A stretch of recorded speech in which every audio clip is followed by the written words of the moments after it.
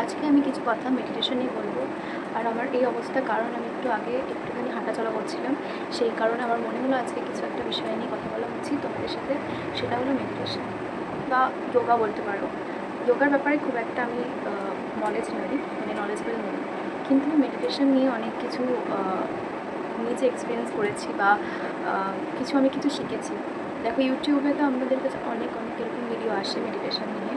তো আজকে সেরকম কিছু নয় যেগুলো সবাই বলে কীভাবে করতে হয় বা কিছু, কিন্তু আমি আমার নিজের কিছু এক্সপিরিয়েন্স যেটা আমি করেছি, যেটা আমার ইমপ্রুভ করেছে, আমি সেগুলো নিয়ে কথা বলতে এসেছি। আর আশা করব এই ভিডিওটা তোমাদের জন্য হেল্পফুল হবে। তো বেসিক্যালি যারা বিগিনার্স, তারা 10 থেকে 15 মিনিট করে মেডিটেশন করতে পারে। তো মেডিটেশন করার টাইমিংটা হলো 10 থেকে 15 মিনিট এনাফ ফর বিগিনার্স, ঠিক আছে? তো আমিও একজন বিগিনার্স। তো আমার মনে হয় আমাদের উচিত 10 থেকে 15 মিনিট করা। আর যারা কিনা মন্ত্র জাপ বা কিছু এই কারণ মানে এটা করতে চাও, আমার মনে হয় মন্ত্র জাপের ব্যাপারটা নর্মাল, যেগুলো খুব রিস্কি নয় সেরকম মন্ত্র বলতে পারো, কিন্তু ইউটিউব বা কোনো একটা প্ল্যাটফর্ম থেকে কোনো কারোর সাজেশন না নিয়ে, কোনো গুরুর বা কোনো কারোর সাজেশন না নিয়ে তোমরা কিন্তু কোনো মন্ত্র জাপ করতে যেও না। আমি কিন্তু এটা ওয়ার্নিং করলাম, কারণ দেখো, মন্ত্র জাপের ব্যাপারটা কিন্তু ইজিলি নিও না, কারণ এর থেকে অনেক খারাপ কিছু হয় না, কিন্তু জাস্ট না করাই ভালো, ঠিক আছে? তো আমি যেটা করতাম সেটা আমার আমি জাস্ট নর্মাল, আমি যেহেতু শিবের ভক্ত, তো আমি ওম নমঃ শিবায় বলতাম, কিন্তু আমি কিছুদিন পর শুনতে পারলাম যে ওম নমঃ শিবায় এটা বলা উচিত না, নয় এটা বলা উচিত যে সদা শিব সর্বদা শিব, এরকম বলা উচিত। তো সম্ভবত এটা। তো তারপর থেকে আমি যদিও বা ওম নমঃ শিবায়টা আমি বলতেই থাকি, মানে জানি না, আমার নিজের মন থেকে এই ব্যাপারটা আসে। তো মেডিটেশন নর্মালি করি, কিন্তু কোনো রকম নাম জপ করি না, জাস্ট ভগবানের স্মরণ, ঠিক আছে? তো দেখো, ভগবানের স্মরণ না নিয়েও তোমরা নর্মালি মেডিটেশন করতেই পারো, কিন্তু জাস্ট একটা গাইডেন্স লাগে না মানুষের জীবনে, যে একটা একজনকে নিজের থেকে নিজের গার্জিয়ান মনে করা, এরকম একটা ব্যাপার চলে আসে না? সেই কারণে আমি কিন্তু শিব ঠাকুরকে খুব মানি বলতে পারো, সেই কারণে আমি তার ধ্যান করতাম বা তার ধ্যান করি। তো যাই, এবার আসি আমি কিছু টিপসে, যেটা আমি তোমাদের সাথে শেয়ার করতে পারি যে কী করা যেতে পারে। মেডিটেশন কিন্তু অফকোর্স আমার মনে হয় যখন তোমরা মেডিটেশন করবে তখন একটা লাইট ড্রেস করবে, মানে দেখো সুতির বা লাইট কালারের ড্রেস একটু পরার চেষ্টা করবে। এবার লাইট কালারের ড্রেস সবার কাছে নাও থাকতে পারে, সেই কারণে হোয়াইট সব থেকে বেস্ট হয় যদি তোমাদের কাছে হোয়াইট কালারের ড্রেস থাকে। হ্যাঁ, তো আরেকটা জিনিস, পশ্চার যে ব্যাপারটা থাকে, মানে এরকমভাবে ঝুঁকে মেডিটেশন নয়, মানে একদম স্ট্রেট কাট বসে এরকমভাবে স্টার্ট করতে পারো। হাতের ফিঙ্গারটা এইভাবে নিয়ে এইভাবে দু হাঁটুর ওপরে রেখে তোমরা কিন্তু মেডিটেশন করতে পারো। ফার্স্ট এভাবে নিয়ে বসে চোখ বন্ধ করে, আর নর্মালি চোখ বন্ধ করতে পারো। এবার যখন একটু আপগ্রেড হবে, মানে অনেক দিন হয়ে গেছে, তখন ফোকাসটা নিজের এখানে আনবে, এই জায়গাটাতে ফোকাস আনতে হবে। চোখ দুটোকে এখানে, চোখ বন্ধ করে ফোকাসটা এখানে এনে মেডিটেশন করতে হবে, ঠিক আছে?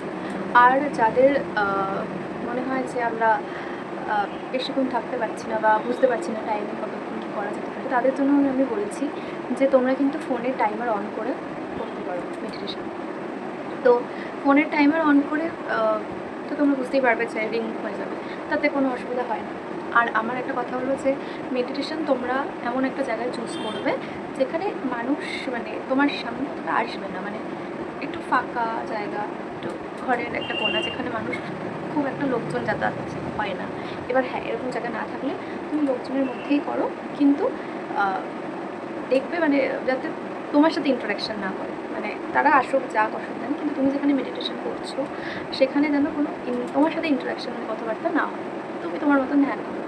আর টানা করতে না পারলে একটু ধরো 5 মিনিটের ব্রেক নিয়ে করো মেডিটেশন, ঠিক আছে? আর মেডিটেশন করলে কিন্তু মানে মানসিকভাবে নিজেকে অনেক শান্ত লাগে, মানে মেডিটেশন করলে একটা, মানে যে মাথার মধ্যে একটা প্যাচ, মানে সারাদিন একটা চিন্তা ক্যাভাস হয়ে যাচ্ছে, সেটা কিন্তু ঠিক হয়।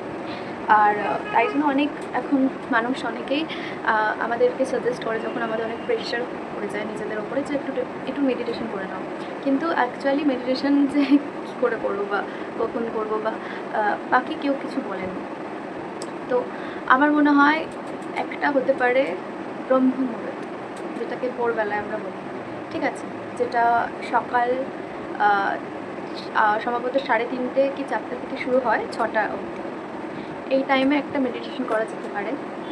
আর একটা হতে পারে সূর্য ডোবার ওই বিকেলের মুহূর্তটা, যেটা সন্ধ্যের আগের মুহূর্তটা, মানে সূর্য ডুবছে ওই সময়টা কিন্তু মেডিটেশন করা যেতে পারে।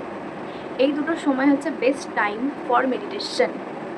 এবার যারা কাজে যাও বা যাদের জব বা কলেজ বা স্কুল যাই এরকম থাকতেই পারে, তাদের ওই টাইমটা কোনোভাবেই পসিবল না।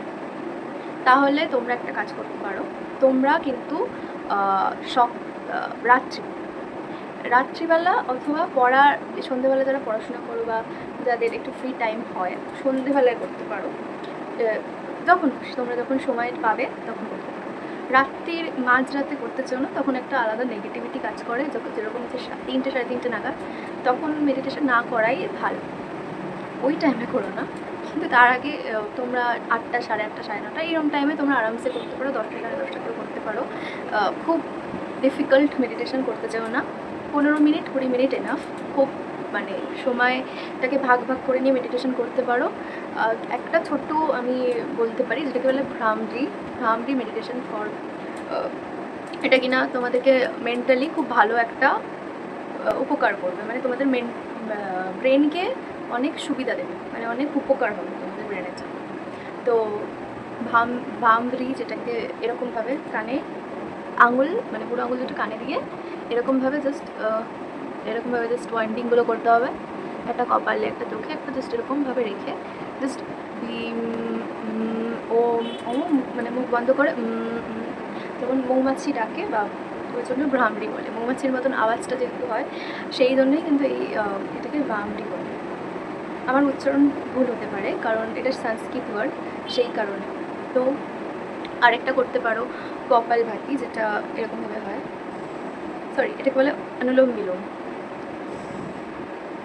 একটু স্টপ করে দেন এইখান দিয়ে ইনহেল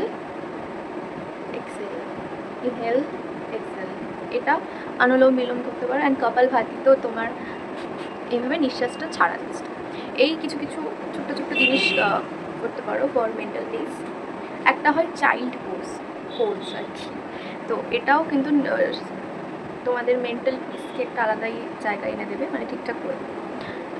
আর একটা সর্বাঙ্গাসন বলে, তো সেগুলো কিছু আছে যেগুলো করা যেতে পারে তোমাদের মেন্টালি ঠিক করার জন্য। দেখো, আমাদের যেমন ফিজিক্যালি ঠিক রাখতে হবে যোগা ফেগো করে, তেমন কিন্তু মেন্টালি পিসটা আনাও খুব জরুরি আমাদের লাইফে।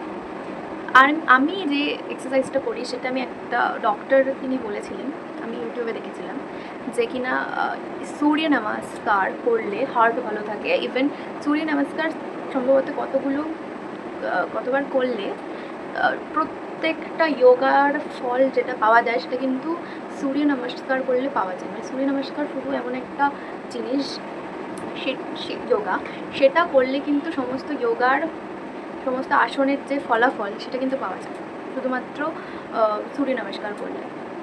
আর একটা জিনিস সর্বাঙ্গাসন, সেটাও সেমই হয়, সূর্য নমস্কারের ফল যতটা পাওয়া যায় সেটা ওই একটা আসন করলে সমস্ত আসনের ফল পাওয়া যায়।